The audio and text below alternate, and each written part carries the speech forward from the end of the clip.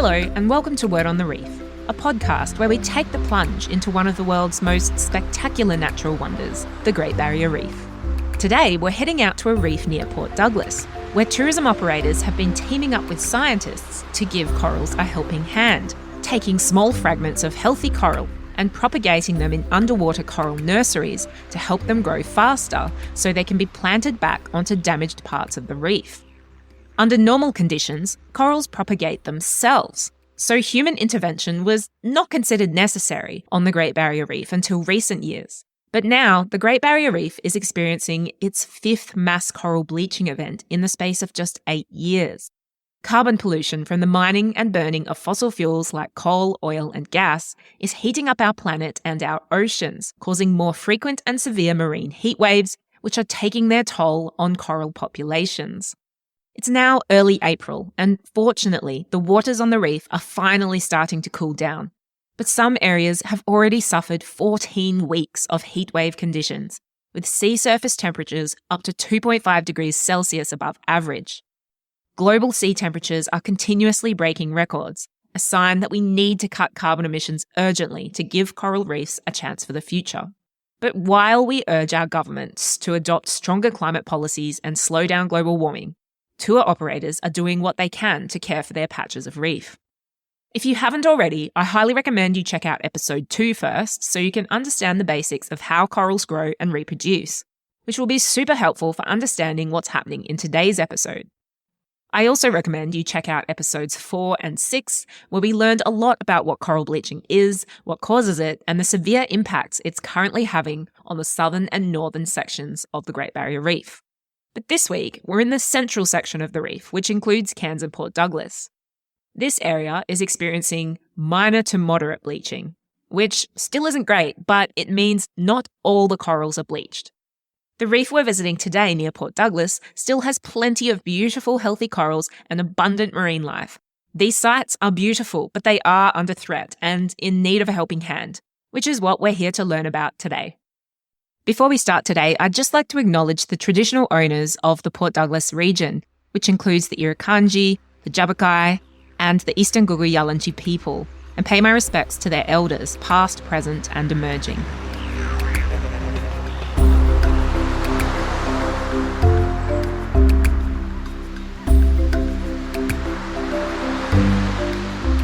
So today we are at the reef with Dr Lorna Howlett, who is a researcher with the Future Reefs Research Program at the University of Technology in Sydney, but based up here in far north Queensland. Thanks for joining us here at the reef today. Lorna, how are you? Good, thanks. How are you? Great to be here at the reef with you. So tell us a bit about yourself. Who are you and what do you do? I'm as you already mentioned, researcher with the Future Reefs team. So at the Future Reefs team, we do lots of different research looking into coral physiology, reef ecology, and mainly coral restoration. So that's mainly the work that I've been doing for the last 4 years. But previous to that, I worked in the tourism industry for 5 years out of Port Douglas. What's the most amazing marine life encounter that you've ever had that comes to mind on the reef? Well, definitely, I'm sure most people that have worked on the Northern Great Barrier Reef always love swimming with dwarf minke whales. So definitely that was one of my highlights. But I guess one that sticks out was me being alone on the edge of the reef, alone as in a fair bit away from the boat, and a great hammerhead came over the top of the reef flat, swimming towards me. And I did let a little squeal into my snorkel because it scared me. And thankfully, as soon as I made that noise, it took off like a flash. But it was just one of those awe-inspiring, crazy, what the heck just happened moments. That would have been amazing. How big was it? Oh, I'd say probably about 3 meters. Yeah, they're pretty girthy. I was surprised how big it was, especially coming over the really shallow reef flat. Unfortunately, the reef is currently experiencing its 5th mass coral bleaching event in 8 years. So what impacts are you seeing on the reefs that you work on? It's definitely a heart-wrenching feeling, swimming over areas of reef that usually have all the different earthy tones suddenly being fluorescent and white, and we're starting to see the first signs of coral mortality. But it is also interesting how a lot of that is focused in certain areas, and you'll swim around the corner and all the corals there will be healthy. So what I've experienced is definitely devastating the areas that are experiencing bleaching, but it's definitely not everywhere, and it seems to be patchy around here. It is interesting. Different areas are affected differently and different corals are affected differently. Some of those vulnerable species on the really shallow areas were bleaching and fluorescing, but then when we dived down deeper, there was still a lot of healthy corals. So tell us a little bit about the Coral Nurture Program. So Coral Nurture Program started in 2018. So that was off the back of the 2016-2017 mass bleaching events. And talking to the tourism operators, of course, having worked with one of those companies, it's devastating to see just as a tourism operator, because you feel like you're kind of helpless and you want to help the reef, but there's nothing really you can do when you see this bleaching happening. So tourism operators got chatting to researchers from UTS, and they basically together came up with a plan to start the Coral Nurture Program, which was a joint partnership between tourism operators starting here in Port Douglas and then branching out to Cairns and then Whitsundays, to try and upscale coral propagation practices at tourism sites. And the reason why we wanted to focus on these sites in particular is because they have such a high, not just economic value, but also social value to the communities. So of course, focusing there first and having the regular access with the tourism operators and the tourism vessels, it just seemed like a no-brainer. And of course, the tourism operators love the fact that it could potentially increase coral cover at their sites. It's a really good education tool to show the passengers on board and teach them a little bit more about what's happening on the reef. But also it provides that extra mental health benefit of being something that the tourism operators can do to help. And it just gives everyone that little bit of hope in the face of such devastating climate impacts. So take us under the water and show us what a coral nursery looks like and what you do when you are creating these coral nurseries. Yeah, so just on its own, the coral nursery doesn't look like much because we made a point to repurpose a lot of material. So we have Bessa blocks on the seafloor, on the sand. There's ropes that lead up to a 1x2 metre aluminium mesh frame, and that's exactly the same mesh if you live in North Queensland that we use for fly screens and security screens. And then the frame is attached to an old 20-litre vinegar bottle that's been repurposed to use as a float. And having the bottles actually really helps because you can unscrew it, add some more air when you need to, and then re-screw it again. So as I said, just on its own, it doesn't look like much, but once it's been in the water for long enough, very quickly it starts to get some turfing algae growing on it. You get lots of fish that use it as shelter, hang out underneath it. They clean the algae off of it for us, which is really helpful. It means we don't have to go in and scrub it all the time. The fish clean it for us. But once we start to add the coral, because they're up away from the seafloor, they're getting a lot more water flow, which also means they're getting a lot more plankton as food. They tend to grow more quickly than they do on the reef, or if not the same as. So once the corals really start to grow, you start to see all the juvenile fish recruiting to the nurseries. So after only a couple of years, it starts to look like its own mini reef floating out there in the water. How do you collect the fragments to grow on the nursery? Yeah, so we call it coral propagation because it's really similar to how you can just propagate plants at home. So corals being a colonial organism, you can take, say, a branch off a piece of staghorn coral, and if you place that on the nursery, attach it firmly, it will continue to grow and become its own separate coral colony. So we have permits to be able to collect just small amounts of existing colonies on the reef. We obviously take enough that we can have that genetic material on the nurseries, but we leave enough that that coral can still continue to grow and be healthy on the reef. But sometimes as well, we use what's called corals of opportunity. So that's where if there's a really big storm or say a big school of bumphead parrotfish come through, have a bit of a feast, they leave lots of bits of broken coral behind. So whereas normally that broken coral might land on a piece of reef and might be able to grow quite often they land in the sand or they're not in a great spot and they'll die. So we collect up those pieces and we'll use those for planting and putting on the nursery as well. How long do you leave the corals growing on the nursery, and then how do you attach them back onto the reef again? We want to leave them growing on the nursery long enough that, once we start trimming back some of the branches or pieces of the colony, they'll continue to keep growing. So we try and leave the material on there, and it's almost just like pruning your bushes in your garden. We'll just take branches from it once it's reached a certain size. And then to put it back out on the reef, Coral Nurture Program co-founder John Edmondson, he developed something called a coral clip. So that's a masonry nail with a spring-loaded metal clip attached. So we can hammer that nail into the coral rock that's on the reef, and that spring-loaded metal clip, if we put a piece of coral underneath it, it'll keep that piece of coral on the rock so that the coral can attach itself to the reef, and it'll eventually just completely grow over the clip, or the nail will rust away. But by that time, that coral fragment is its own new little coral colony out there. Amazing. So you've been going since 2018, you said. How many coral nursery platforms do you have established on the reef, and in how many sites? And do you know roughly how many corals you've planted? Yeah, since we started with one site, one nursery. We're now up to 30 sites, and that's from Port Douglas, Cairns and the Whitsundays. We have 124 nurseries out there at the moment at all these various sites, and we are really happy to report that the tourism operators and everyone involved have managed to surpass 100,000 corals that have been planted out in the Great Barrier Reef since we started. So it was a really great milestone for us to achieve. We actually achieved it sooner than we expected. So it's really a great team effort from everyone. Yeah, amazing work. Is it volunteers that are going out and doing this work, or is it the tourism operators and their staff, or a mixture?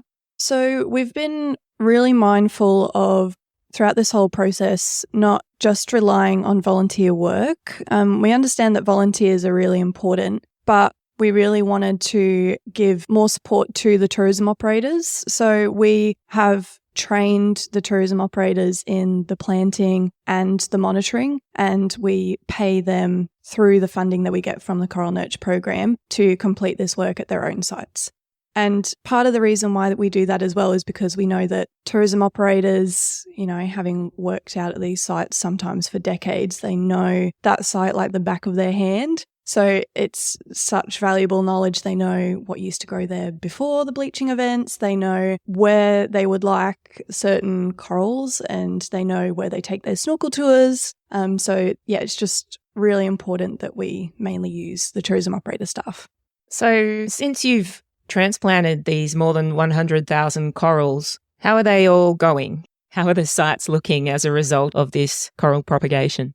Yeah, so we do what we call fate tracking. So we've tagged some corals, and we have areas where we know that the majority of corals there are planted. So we go around and do survivorship surveys. So we check to see how they're going, whether they're alive, maybe they've come out of the clip. And thankfully, out of all of the sites, we have an average of about 80% survivability. So that's great. So some sites obviously fare different than others, but we've sort of been rolling out the Coral Nurture Program in stages. The first stage was seeing how well they do survive, sort of learning from our mistakes. Maybe we have to plant different species in certain areas because they have better survivability. But now, thankfully, I think we've got it down packed. And survivability's been really, really good lately.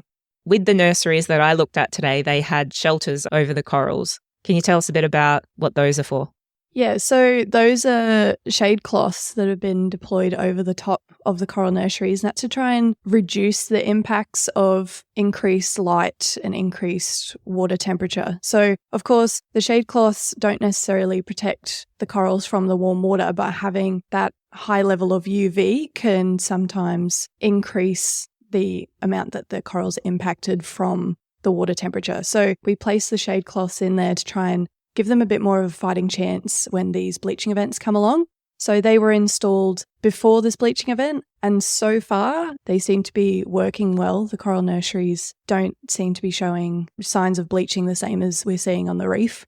And we can also, as well, because they're floating, we can lower them down so they're also in a low light environment, but also where the water's a little bit cooler as well. Is coral propagation like this enough to save the reef? And what needs to be done to save the reef from the impacts of climate change? So definitely coral propagation by itself is not enough to save the reef. And that's because, as you might have already talked about on this podcast, the Great Barrier Reef is the size of Italy. Of course, going to try and reforest an area of that size is an intense feat in of itself. But then you also have the added complications of accessing sites that are underwater. You have boats that are needed to get out there. You have divers and equipment that's all needed to get out there. So it just adds another layer of complexity and money and funding that's needed. So it's definitely not feasible for us to plant corals on the entire length of the Great Barrier Reef, which is partly why we've been focusing on these, what we call high value sites, the sites that are economically and socially important for the communities.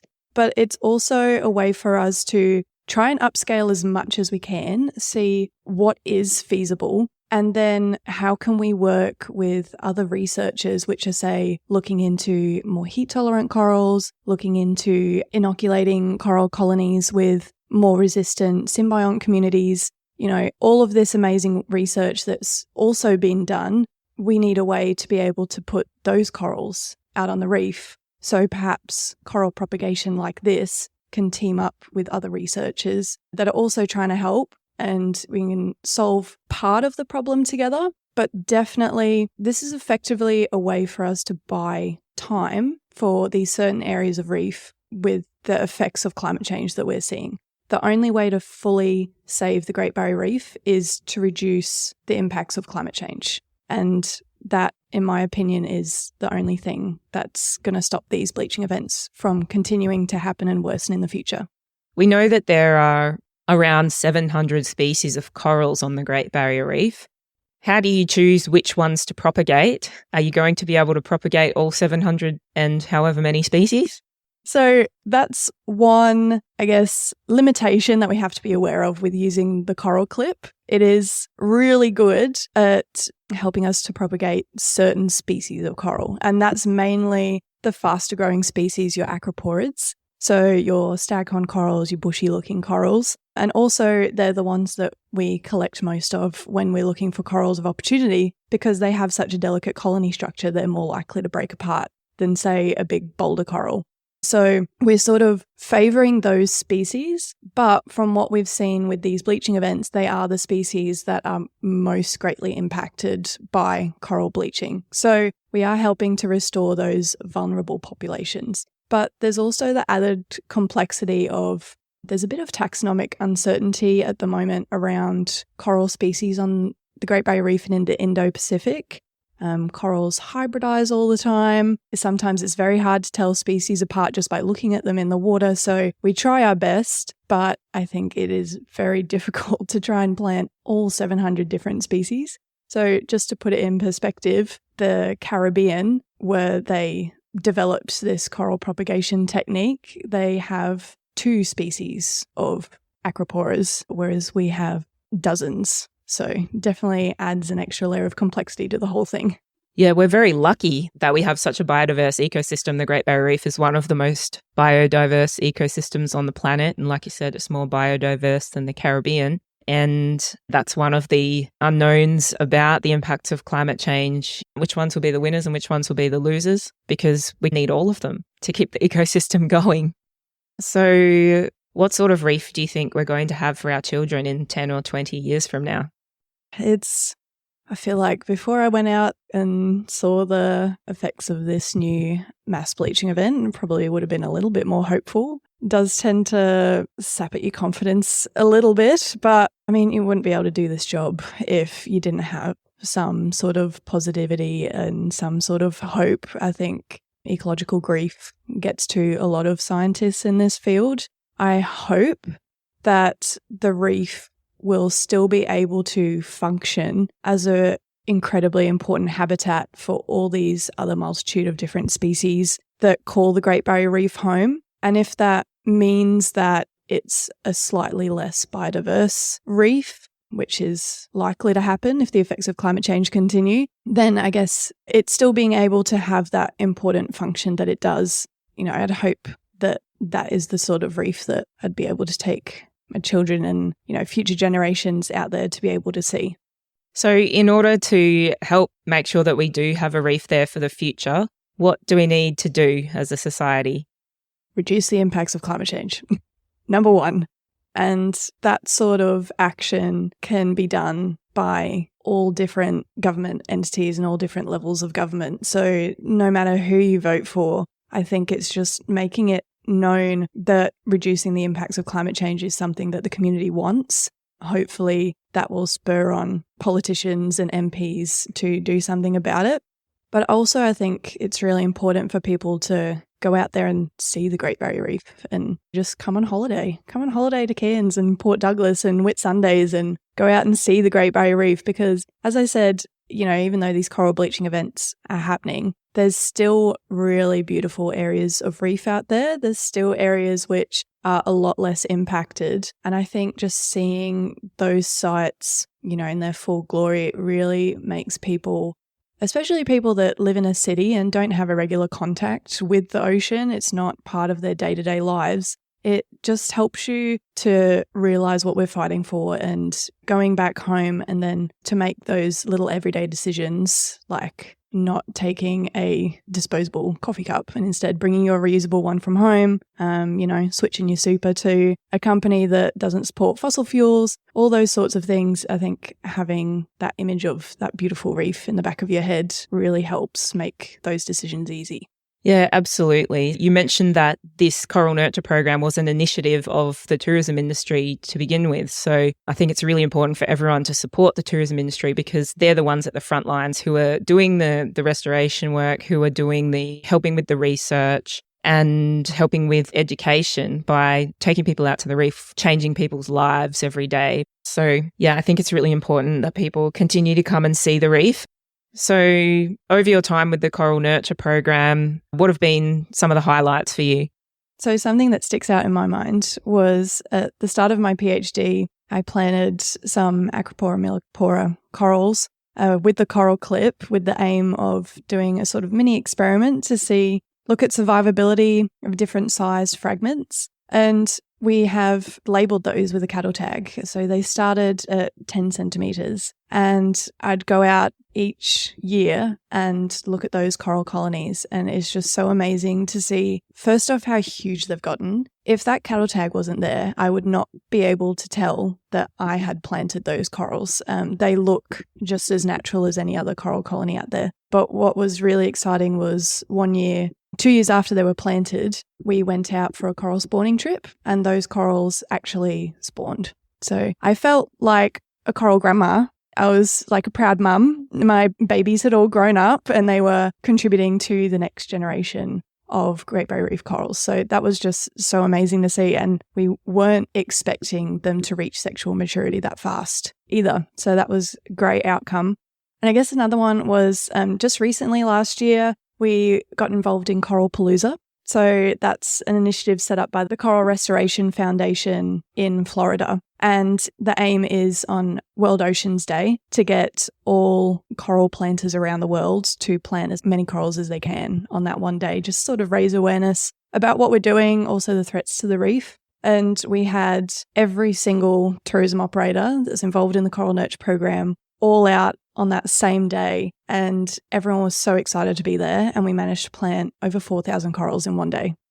Yeah, so it was just great to see everyone involved, and everyone was so psyched to be there, and it just really reminds you of why you're doing it all. It's for the corals, but it's also for the community as well.